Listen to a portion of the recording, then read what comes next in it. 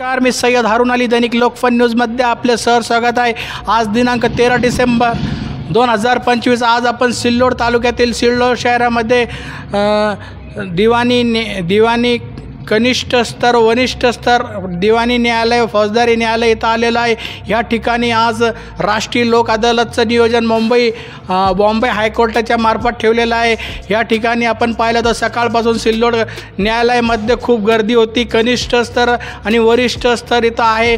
यामध्ये न्यायाधीश असतील आपले S.S. देशमुख साहेब यांनी हजेरी लावली। बाकी दोन्ही न्यायाधीश होते।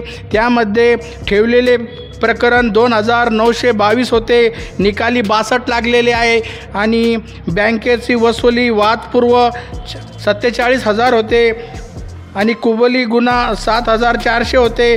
कलम 138 जे चेकचे राहतात यांचे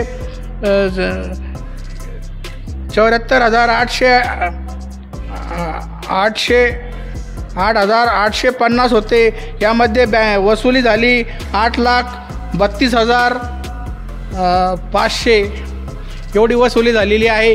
यामध्ये आपण पाहिलं तर लोक अदालत म्हणजे हे तडजोड, म्हणजे हे एक पळवाट आहे मधली, किंवा निकाली लागले जे प्रकरण वर्ष जे न्यायालयात चालतं याला प्रलंबित करण्यासाठी यांनी एक मुंबई हायकोर्टामार्फत वर्षातून 1 ते 2 वेळेस लोक अदालतचं नियोजन केलं जातं मुंबई हायकोर्टाच्या मार्फत।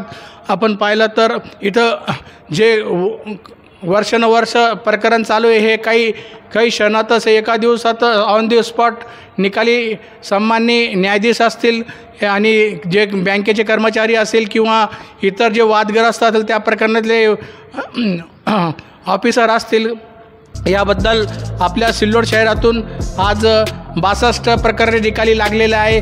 मी आपले चालू अपडेट करता पुन्हा येईल। जय महाराष्ट्र।